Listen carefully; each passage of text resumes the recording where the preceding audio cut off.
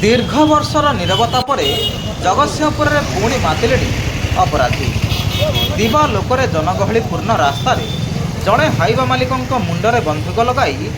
लुट करने सहित प्रति मास को 30,000 टंका बटी देवाकू धमक सहित जीवन मारिदेवाकू देले चेतावनी।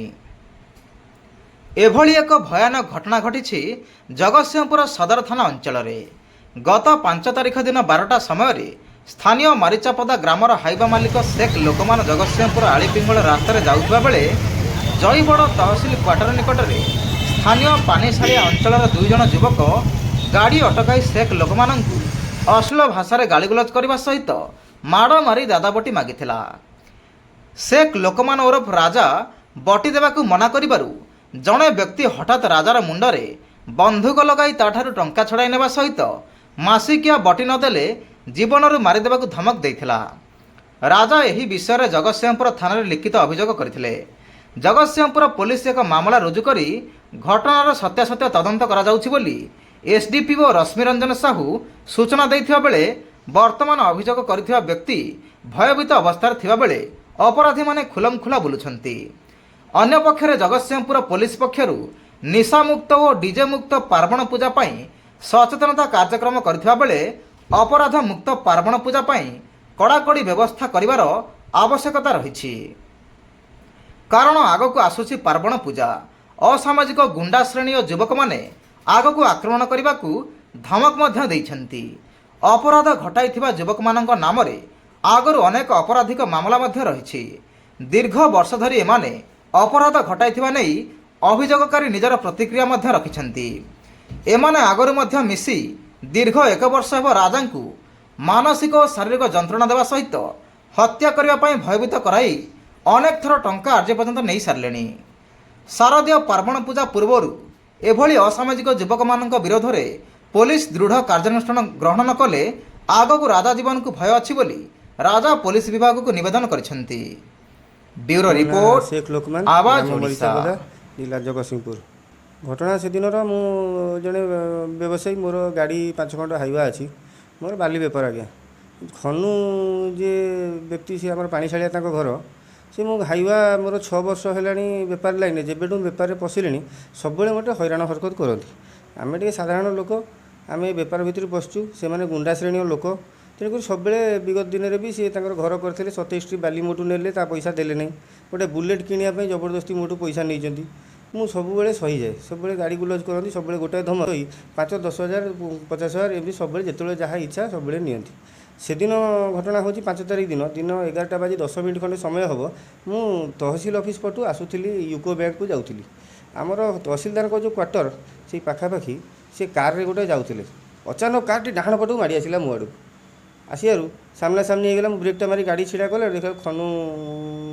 पानी साड़ा आम खनु विश्वजित विश्वाल सी कौन कर गाड़ी भितर मुंडा बाहर करी हे शला मागिया कर सोदासोदी कर कुआड़े जाऊँ आड़े आड़े कहीकि मुझे पाखक गली ना रे मागिया पैसा कहीं देनु 1,00,000 टଙ୍କା देलु पैसा सांगे सांगे दे ना जीवु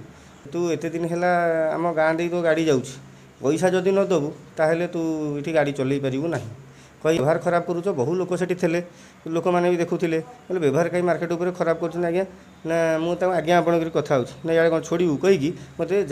2 जाबडा देले मुझे मारिल कौन ये कथा पचार से मत कार ओह्लैकी आसी से गोटे डिक्की कार आगे जोटा थाए ता भर गोटे धला रुमाल गोटे बंधु गोटे गुड़ा होता आउ जड़े सहित गोटे वयस्क लोक भी बसते से लोक अवश्य मत किसी कही ना नहीं आसी मत डाकिकी से जो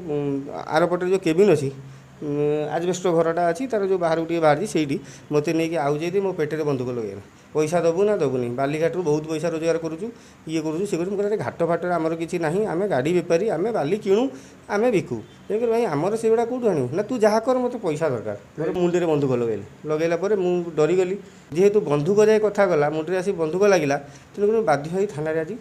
अभियोग करा जांच कर ना एफआईआर हो एफआईआर केसटा रेजिस्ट्री होगापर आज पर्यंत से फेरार अच्छा मो कह कथा जदि मु केसटा देइछि जदि केस रे किसी भूल अच्छी ताले आपण सेठी आसी थाना रे सामना करू कि जदि एटा भूल अच्छी ताले से आसी सत्यता कौन से जनातु जदि सत्यता अच्छी ताले से अरेस्ट होना कहीं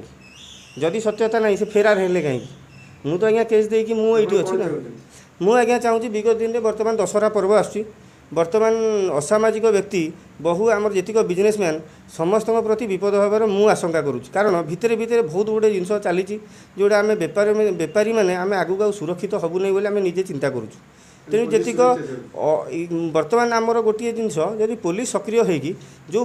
ବନ୍ଧୁକଧାରୀ ଲୋକ ହେଉ କି ଅସାମାଜିକ ଲୋକ ହେଉ କି ସୁଧ ବ୍ୟବସାୟୀ ଯେଉଁମାନେ କରୁଛନ୍ତି, ଯେଉଁଟା ଜୋର ଜବରଦସ୍ତ କରି ଲୋକଙ୍କଠୁ ପଇସା ଆଦାୟ କରୁଛନ୍ତି, ଏମାନଙ୍କ ପ୍ରତି ମାନେ ଗୋଟେ ଠିକ୍ କାର୍ଯ୍ୟାନୁଷ୍ଠାନ ହେଲେ ଆମ ଭଳିଆ ଲୋକ ଯେମିତି ମାନେ ଆରାମସେ ଆମେ ବଜାର ଘାଟରେ ଯାଇ ବଞ୍ଚିପାରିବୁ, ବେପାରଟା ଆମର କରିପାରିବୁ। ଆଜ୍ଞା ଶୁଣାଯାଉଛି ସେ ଗୋଟେ ଜିମ୍ ପିଲାମାନଙ୍କୁ ଏକତ୍ରିତ କରି ଆମ ବିରୁଦ୍ଧରେ ଆମକୁ ଅଲଗା ପିଲାଙ୍କୁ ଲଗାଇ ବଜାରରେ ମାଡ଼ଗୋଳ କରାଇବେ ବୋଲି ଗୋଟେ ଷଡ଼ଯନ୍ତ୍ର ଚଲେଇଛନ୍ତି। ଏଇଟା ଆଜି ଆମେ ଶୁଣିବାକୁ ପାଇଛୁ। ଆଜି ପର୍ଯ୍ୟନ୍ତ ତ ମୋତେ ଭୟ ଲାଗୁନଥିଲା, କିନ୍ତୁ ଆଜି ଏଇ ଯେଉଁ ଘଟଣାଟା ଶୁଣାହେଲା, ଯେଉଁ ଜିମ୍ ପିଲାମାନଙ୍କୁ ଏକତ୍ରିତ କରୁଛନ୍ତି, ବନ୍ଧୁକ ଖଣ୍ଡାରେ ଆଉ ଝାମେଲା କରିବେନି,